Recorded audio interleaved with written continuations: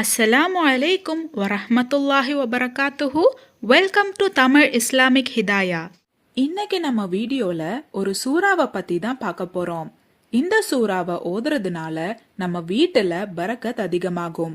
நம்ம வேலை பார்க்குற இடத்துல உட்கார்ந்து இதை ஓதுனோம்னா நம்ம வேலையிலையும் வருமானத்திலையும் பரக்கத் அதிகரிக்கும். இந்த சூறாவை ஓதுற வீட்டுக்குள்ள ஷைத்தான் நுழைய மாட்டான்னு நபி ஸல்லல்லாஹு அலைஹி வஸல்லம் அவர்கள் நமக்கு கற்று தந்திருக்காங்க. அதே போல இந்த சூறாவை ஓதுறதுனால அந்த வீட்டுல இருக்கிறவங்கள அல்லாஹு தஆலா எல்லாவித முசீபத்துல இருந்தும் பாதுகாப்பான். கண் திருஷ்டி, சூனியம், செய்வினை போன்ற பெரும் அழிவுல இருந்தும் அல்லாஹு தஆலா இந்த ஒரு சூறா மூலமா நம்மள பாதுகாப்பான். இம்மைக்காக மட்டும் இல்லாம மறுமை நாள்லயும் இந்த ஒரு சூறா நமக்காக அல்லாஹு தஆலா கிட்ட மன்றாடும். நம்மள சுவனம் நுழைய செய்ய இந்த சூறா மிகப்பெரிய மேகமாகவோ அல்லது பறவை கூட்டமாகவோ நமக்காக வரும். அந்த சூறா தான் சூரா அல் பக்ரா.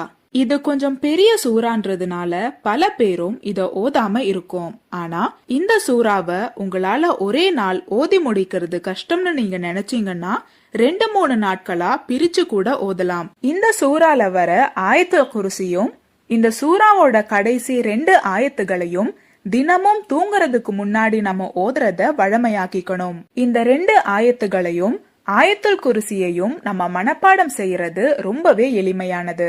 அதனால நீங்களும் உங்க குழந்தைகளும் உங்க வீட்டுல இருக்கிற எல்லாரும் இந்த 2 ஆயத்துகளையும் ஆயத்துல் குர்சியையும் தூங்க போறதுக்கு முன்னாடி தினம்தோறும் ஓதி வர்றத ஒரு வழக்கமாக்கிக்கோங்க.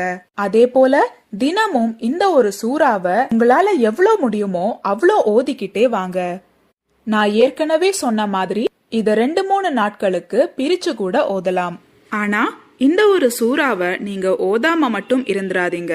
அல்லாஹு தஆலாவோட மிகப்பெரிய பரக்கத் இருக்கிற இந்த சூறாவை நீங்க தினம்தோறும் ஓதி வர்றத ஒரு வழமையாக்கிக்கோங்க. அல்லாஹு தஆலா அதுக்கு தௌஃபீக் செய்வானாக. ஆமீன்.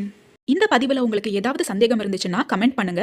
நீங்க மரணித்த பிறகும் உங்களுக்கு நன்மை வந்து சேர்ந்து கொண்டே இருக்க இன்ஷா அல்லாஹ் இந்த ஒரு வீடியோவை ஜாரியான சதகாவா நினைச்சு உங்க நண்பர்களுக்கும் ஷேர் பண்ணுங்க.